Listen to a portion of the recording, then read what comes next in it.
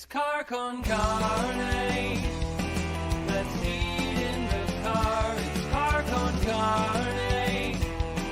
And now here's the star of our show, James Van Alstyne. This is like a TV commercial. You're looking at the cheese dripping.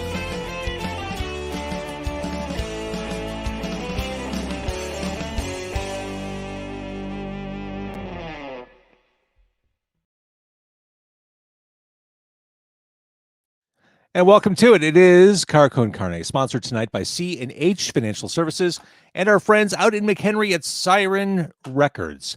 I'm James Van Alstyne, and earlier today on Car Con Carne, this is one you're going to want to watch or listen to. Kenny Johnson, who was on The Shield, who was on Sons of Anarchy, who was on Bates Motel, who is currently on SWAT. He was on Car Con Carne, along with Brent Sopel, former Blackhawk, Stanley Cup winning Brent Sopel. It was a show done in conjunction with the Brent Sopel Foundation. That was a cool one that happened earlier today. Kenny Johnson talked about how he became the arm wrestling champion. That is for real. And he was trained by Heath Ledger's uncle to become an arm wrestling champion. Small world, I guess. Tomorrow night, singer, performer, killer piano player, producer Justice Hill will be on the show. Then Monday night on Car Con Carne, if there ever was a Mount Rushmore of Chicago radio personalities, this guy's big mug would be on it. Kevin Matthews will be my guest on Monday night here in Car Con Carne. Car Con Carne, this is episode 595. We are inching closer to episode 600, and that is when my hope is to be back in the car for Car Con Carne. I'm going to continue doing interviews like this, streamed online over StreamYard, which is what I'm using right now. I'd like to keep doing this because it's a great way for me to connect to people who can't jump in my car, but I'm also going to do podcast interviews from my car at local restaurants, brew pubs. We will again eat chicken tenders in my car and broadcast the carnage for you to see. That's all on the way. As for tonight, I am hopelessly outnumbered by brewers. It is 4-1 Brewers versus Podcaster tonight. I'm joined by members of the Dixie Highway Brewery Trail. I'm joined by Alan Cromwell of Blue Island Beer Company, Steve and Amy Camp of Evil Horse Brewing, and John Brand of Open Outcry Brewing. These are the heavies. These are like the big names in brewing on that part of the map. Nice to see you all. It's loud in one of your places. It might be Open Outcry. I can't tell. Might be me. I got a party going on. So all right, yeah, you are the troublemaker, Alan. No real surprise there. So let's start. This weekend is the second anniversary of the Dixie Highway Brewery Trail. Is that correct? That's correct. Yeah. All right. One of you take the lead and tell us what that is. Amy takes the lead. Well, I will. The Dixie Highway Brewery Trail was Alan's brainchild, and he graciously let me execute it. It's a group of breweries on the south side of Chicago. Amy, I'm gonna ask you to lean into whatever microphone you're using. So basically, Al had this idea to have a brewery trail with the breweries on the south side of Chicago. And so we got together a group of breweries and we started the Dixie Highway Brewery Trail. Patrons can come to all 8 of the breweries in any order, and they have 6 months to do it. They visit each brewery. They get a stamp at each brewery when they buy a minimum of 1 beer. And when they're done with all 8, then they get a completion. All right. I think Steve and Amy might have a slightly less than perfect Wi-Fi connection, so I'm going to lean a little heavier on John and Alan. No disrespect to the camps. That's okay.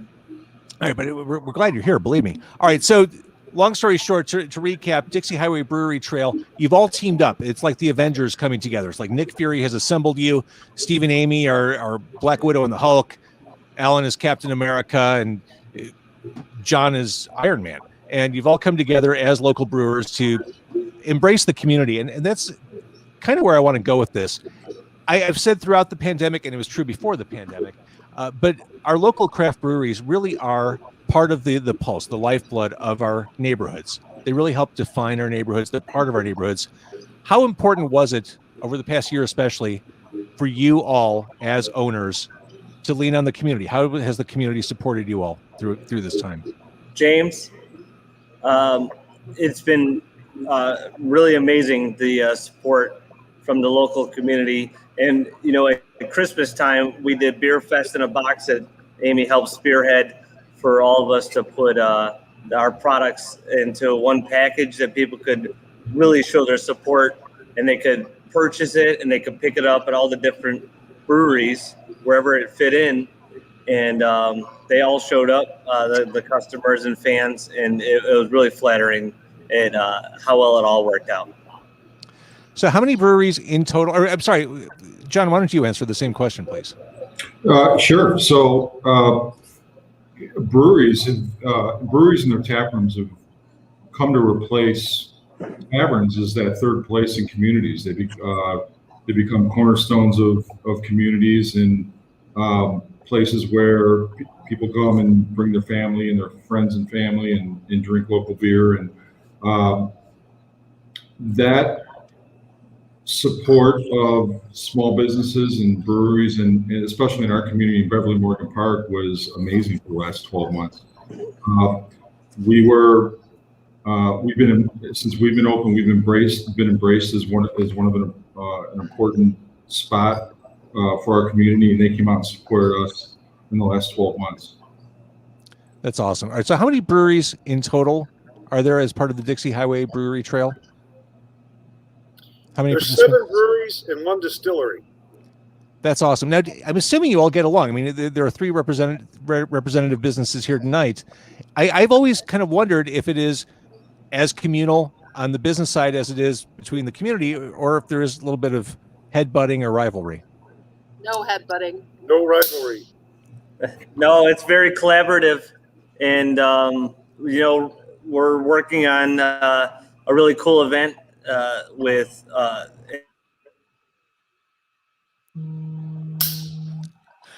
So what we're learning here is that brewery owners in the Blue Island, Beverly, Creed area have terrible Wi-Fi.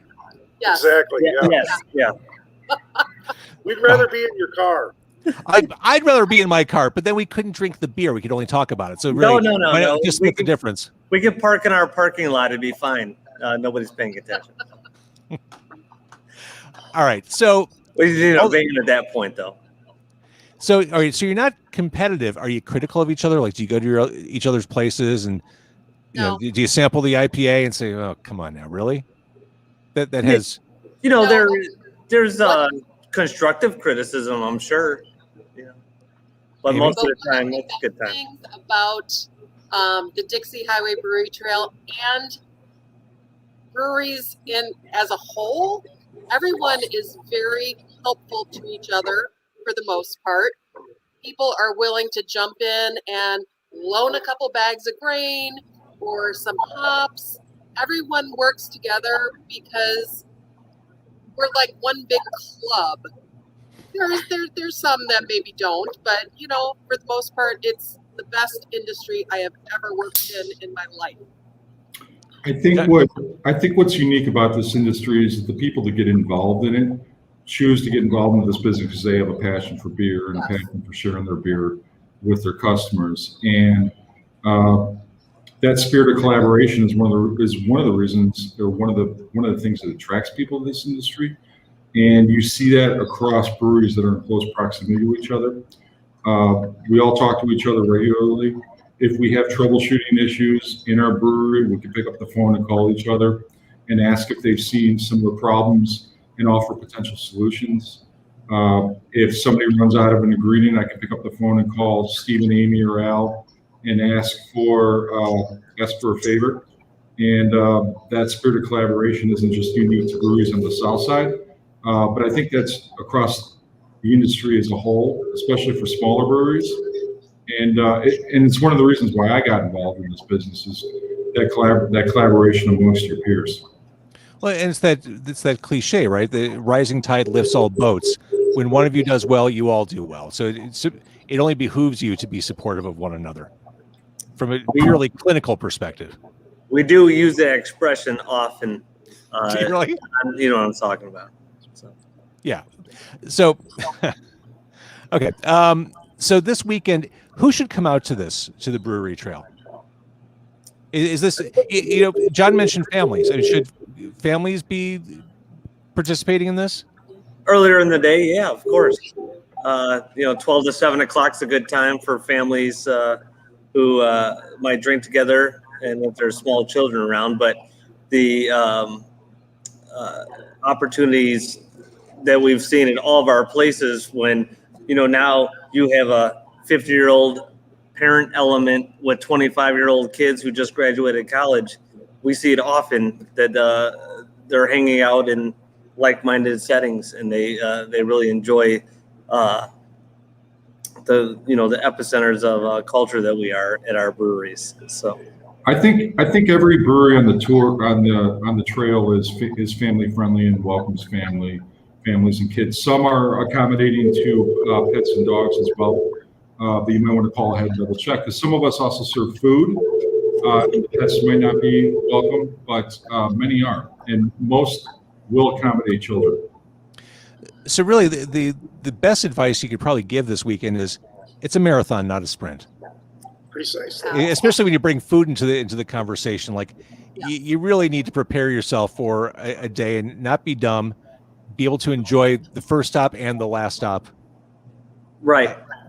That's why we give people 6 months to complete the trail to get their completion prize. So they're not thinking they have to do it all in one weekend. Got it. Oh, see, now that makes sense. I think I was missing that part. Yeah. Like, this is awfully ambitious. Okay. No. Well, it really is set up in legs that you can do Horse Thief, Open Outcry, and ourselves one weekend. You can make another date weekend and do Flossmoor Station and Evil Horse. And then another weekend that takes you out to Rabbit Brewing, Thornton Distilling, and One Trick Pony out in Lansing. Now like you got your date nights all figured out, whether you're married or just trying to court somebody. This is awesomely fun. So for people who are, since I have your 3 breweries on this call, great opportunity. What's the best get them in the door and keep them there beer you have? What's the one thing we should try when we walk in? I'll start with you, Al. Of course, I'd like to tell you about the Five Bridges German Kolsch. It's a quintessential flavored beer, and it's what we're best known for. All right, John, we're going to Open Outcry. What are we starting with? Our best seller is the Speculator Cream Ale. The Cream Ale, just like the Kolsch of Blue Island, is a beer that accommodates the palate of many. It's crisp, it's easy to drink, it's moderately sweet, highly carbonated, and an easy drinking guzzler. All right, so we're heading over to Evil Horse next. Our best-selling beer is an American wheat beer called Downtown Hottie. It's a third wheat malt, a third Pilsner malt, and a third two-row brewer's malt. Lightly hopped in similar style to the other 2 beers. Just sort of a crisp, easy drinking beer. But I would recommend, we have a really nice pale ale called Sergeant Reckless that has a cool story along with it. And I don't know, we've got 14 choices to bring in the door. So, well, Steve, you can't say there's a good story and then not tell the story. Okay, so Sergeant Reckless is one of the top 100 Marine war heroes of all time. It was a horse from the Korean War. The horse actually had the rank of staff sergeant, was involved in a battle where it had to go from the camp to the front lines 58 times by itself, was shot twice, has 2 Purple Hearts. Look up Sergeant Reckless. It's a really cool story. I love that. John was talking about how the people who own breweries, you all, very passionate, very excited about what you do, and excited about sharing that. I think one of the many appeals to us, the consumers, of going to craft breweries, to me, it's like indie rock. It's like kind of being at that ground level. Like I can talk to the people making the stuff I consume. There's the barrier is low. Like I can embrace this and be part of it, and it's a more reflexive relationship than dealing with a macro brew. I feel like I'm investing in it and they're investing in me. And it's the same thing as indie rock. I can go to a small club and feel that with the band I see there. It's the same feeling, I think. Yep. James, I've said it often. It's the new punk rock. Like a lot of those people, having grown up through those decades of, being on the cutting edge or on the fringe, like started finding a home for all that, in craft beer. And, now we're carrying on some of those ethics with everything that we do and the way we host people. And, there's the big mass breweries or restaurants and chain stuff that you can go to. But, so many folks grew up with the same punk rock ethics that they want to go support somebody that they can see and they can buy the t-shirt from. Yeah, you can feel like you're making a difference, and in return, you're getting something awesome. Yeah. Well, I also think that a lot of breweries entrench themselves in their local communities. They do, they participate in all charitable events. They become part of the local school system. They become meeting places for all the people in the community, local politics, and become part of the fabric. And like Alan said earlier, the fabric of the community and part of the culture of the community, and they drive culture in their communities. And I think for that reason, a lot of people want to support those folks that are bringing that value to the neighborhoods. The one thing we haven't mentioned yet, Dixie Highway Brewery Trail.com is the website. Dixie Highway Brewery Trail.com. That's an important reference point. I failed as an interviewer to not mention that earlier. And just so that this interview isn't purely a puff piece, I'll ask the question, what's the hardest part about what you do? And we'll go around the horn, starting with the camps. What's the biggest challenge you face? COVID issues aside. That was a big one, but it's just getting out there, selling products. We're all small. Big breweries have got advertising budgets. We have an advertising budget of zero. So this is it. You're looking at it. Here's the advertising budget. Right here. Thank you, James. So for us, it's getting out there, trying the products, sampling the products, and getting people to know your beer.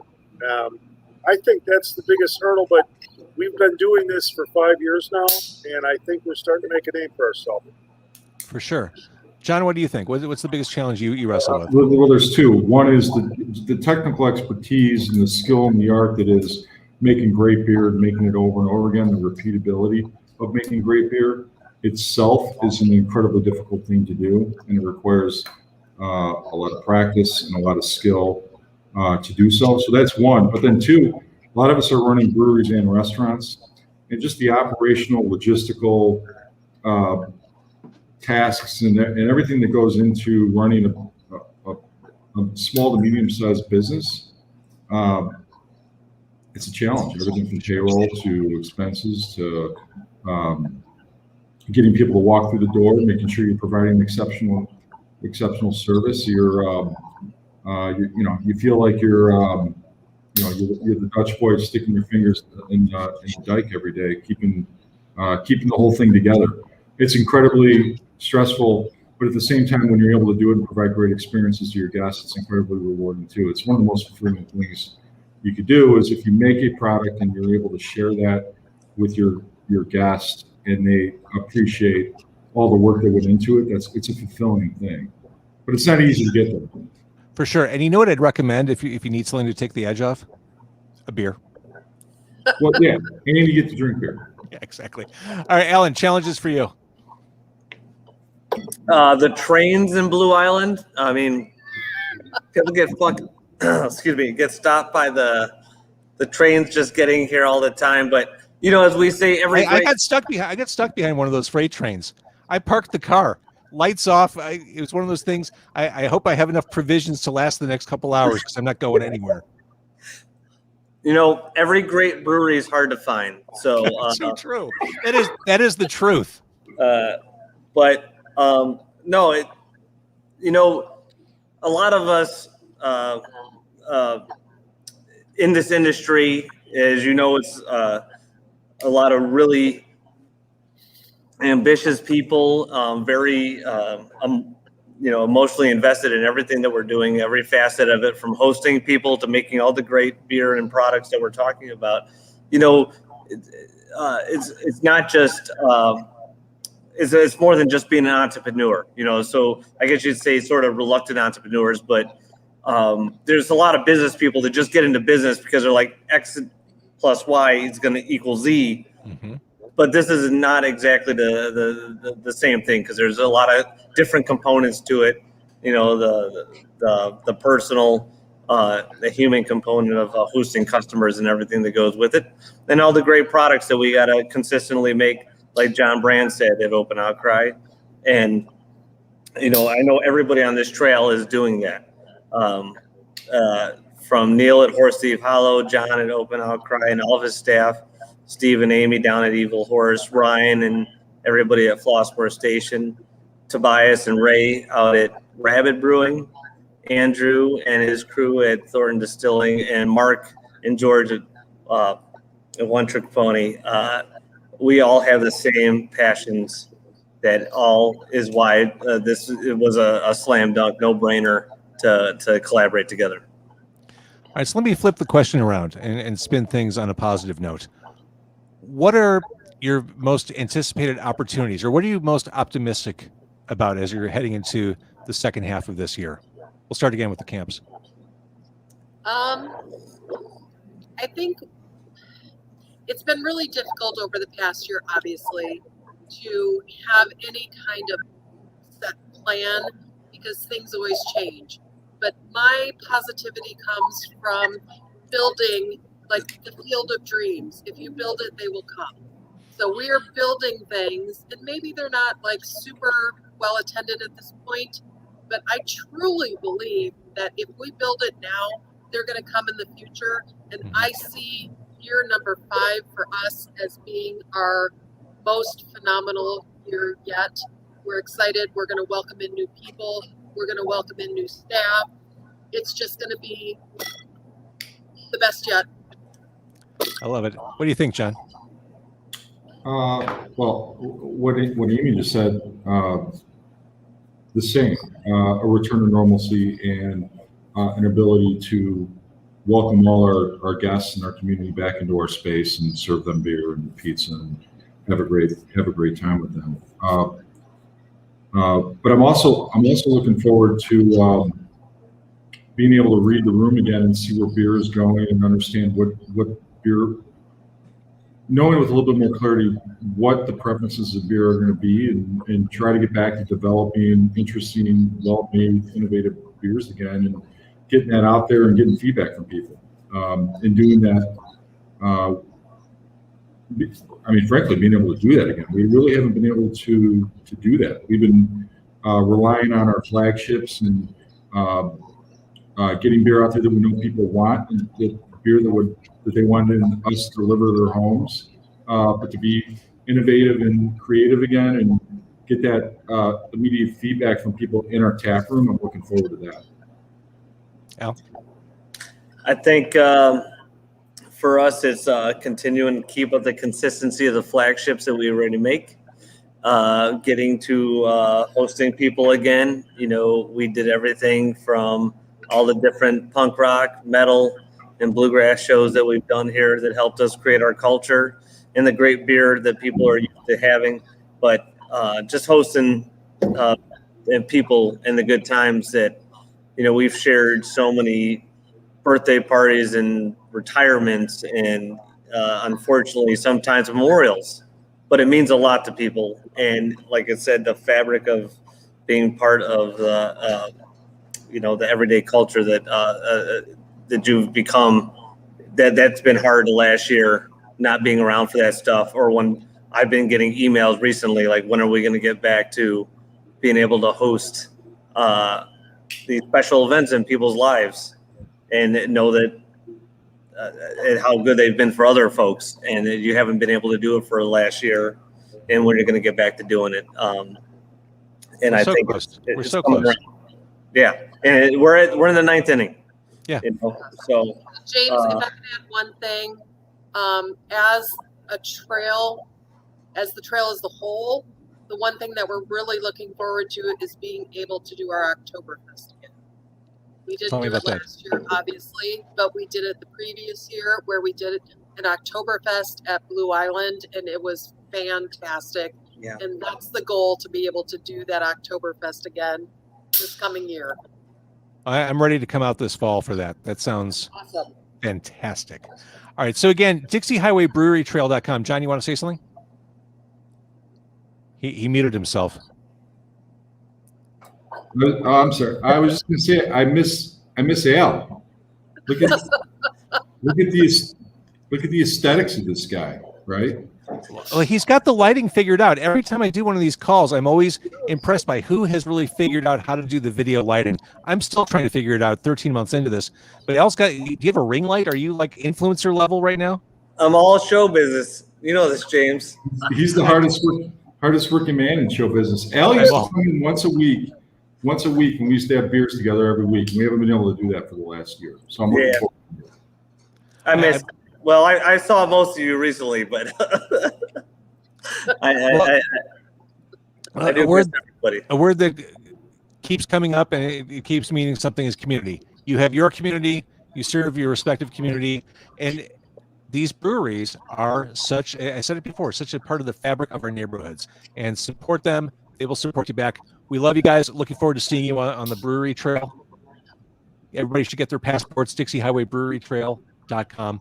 And I want to thank anyone who's been watching on Facebook or YouTube or listening on any of the various platforms. I'm going to ask that all my guests stay on the line real quick while I kill the broadcast. Thank you, everybody. Thank you. Thank you.